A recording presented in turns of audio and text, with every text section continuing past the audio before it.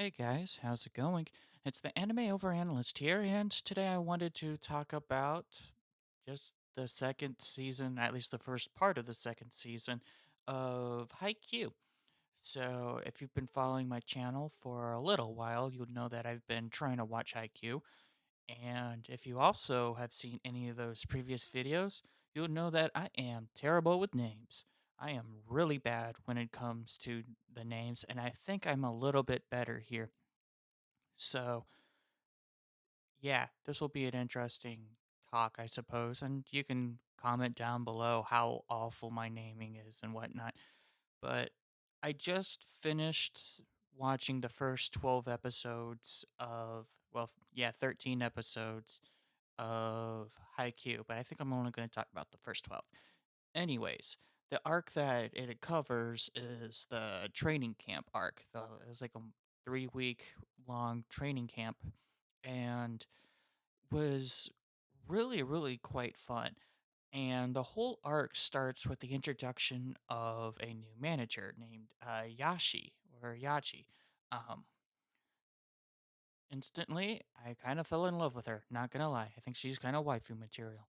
She is so adorable, and just watching throughout the entire season, like I love how we see the whole thing through her eyes, pretty much, and so I just kind of like that. I like how the show's giving some of these side characters more screen time. They gave Kyoto more screen time. I think that's her name. And so just real fascinating. Tsukushima, the tall blonde haired guy, they had spent an entire episode on just him, which is fascinating. And you got to kind of see became why he's kind of like a dick. Because his brother lied to him saying that he played volleyball when in reality he was just kind of like it was like he was on the team, but he was a fan. Like he was so bad that he cheered he was just a cheerleader. And so there was something to that. And I think the line that actually hit me the most with that one was Tsukishima was like, "Hey, you're the ace then," and his brother was like, "Well, yes, I guess I am," and it's it can be taken as a lie because he wasn't playing on the team. However, I do think that in a way, having fans, having people to cheer you on, that is a very important role. And, you know, maybe that is the true ace. I don't know. I think that might be an interesting conversation to have. Is that, you know, how important is it to have people, cheer you on? So, yeah, it's it's really, really quite cool. So, yes, this entire arc, in the towards the beginning, middle part, uh, Kageyama and Hinata got into a fight, and it's really, really interesting because I think the fight was mainly about miscommunication. It was Kageyama thinking he's imperfect and trying to perfect himself, but he didn't tell Hinata, and Hinata always he views Kageyama as perfect. Like he literally sees him as the king. And so they both blame themselves when a play goes wrong, and they both want to get better. And that whole entire fight was pretty much both of them yelling at each other about how much they themselves need to improve and really not listening to the other. And so, yeah, that was really cool. And then Tanaka comes in and slugs him. Oh, I love Tanaka. Tanaka is so funny. I love him so much.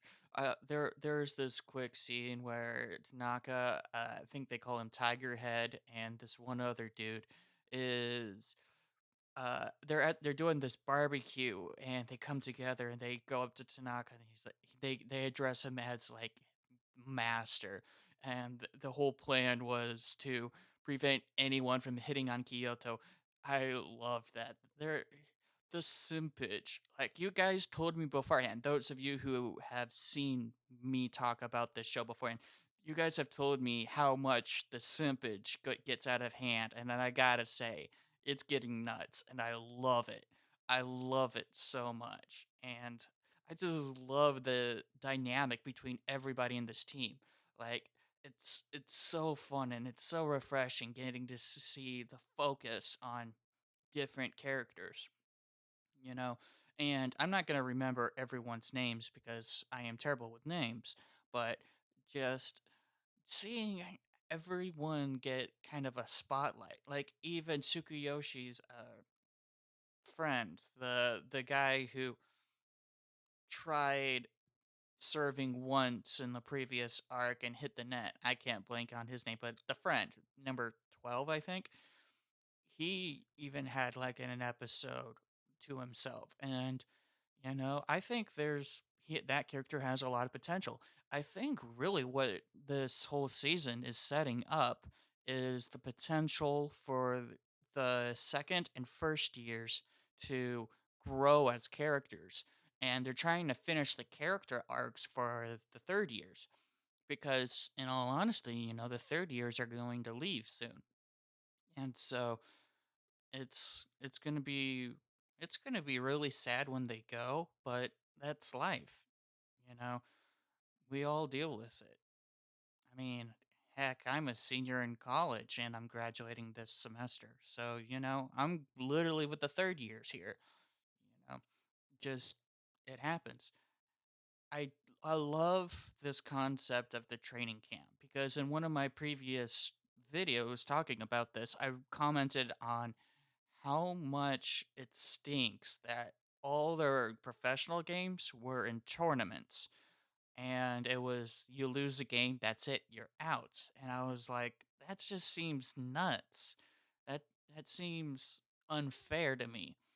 And there's no season. There's no like room to grow. It's you've got to grow right then, right there. And that just seems so insane. So I'm looking forward to just seeing how the show tackles some of these issues. Is it just going to be a constant tournament arc, training arc, tournament arc, training arc, and a tournament arc? That type of deal. Because that's kind of what it's been going. It's going back and forth between something like that. So, speaking of that training camp, I suppose, I really love how all the other teams supporting each other. Like even the aces among the teams are like, "Hey, let's do a 3-on-3 and just like screw around." Like everyone loves this sport so much. They're playing from like dusk till dawn, and I meant dawn to dusk, and I guess vice versa. It's like they're almost always playing volleyball, and that just seems so insane to me. Like, take a break. I'm almost with I'm gonna keep changing up his name. So like Sokoshima. I'm tall blonde hair kid. I'm with him in the fact that, like, I don't want everyone to burn out. I mean, they're not burning themselves out, which is amazing in themselves, but I'm afraid that they're going to do that just by the constant practicing, constant practicing. So that's something interesting.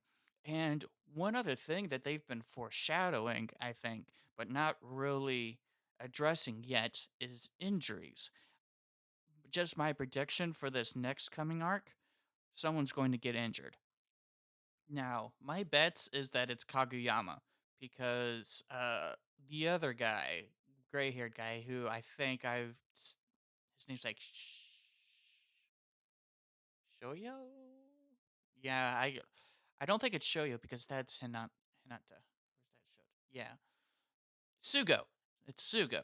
And Sugo um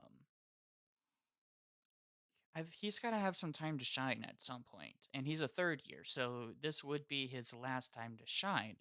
And so I think my prediction is that Kageyama gets injured. Now it's also possible that Hinata gets injured as well because Hinata is just crazy. So, yeah, I can see that happening as well. And I think for a third possibility for the injury could be Takayama. Um, just mainly because he's also crazy. So either that or the Libero guy, who I can never remember. The Libero one would be real interesting because then you would need a new Libero. I think you would, or is that one of those positions that you don't always need, but it's nice? I don't know.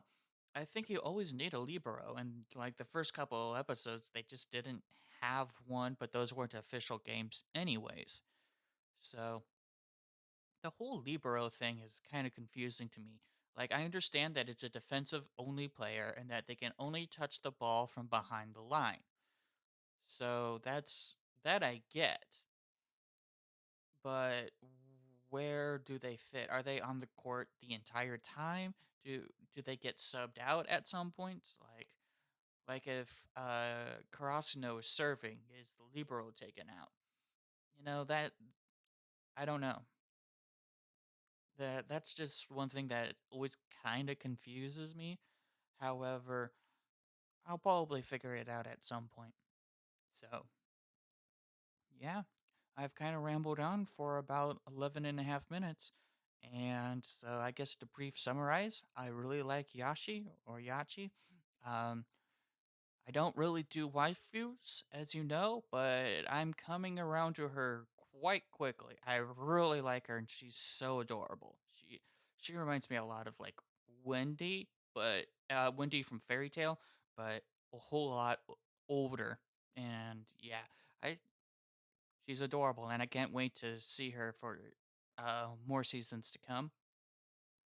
So yeah, and then yeah, just gotta say I love the training arc, and I love all these teams interacting with each other, trying to boost each other, trying to become the number ones. And even at one point, someone's like, "Hey, why are you helping us so much?" And the guy was like, "Oh no, this is great practice for me too. Like I'm not just helping you, I'm helping myself." And I love that mentality. The whole like, "Hey, we're gonna support each other." So yeah, that's going to be it for this video. Thanks for just kind of letting me ramble. I'm the anime over analyst, and I'll see you guys in the next video. Peace.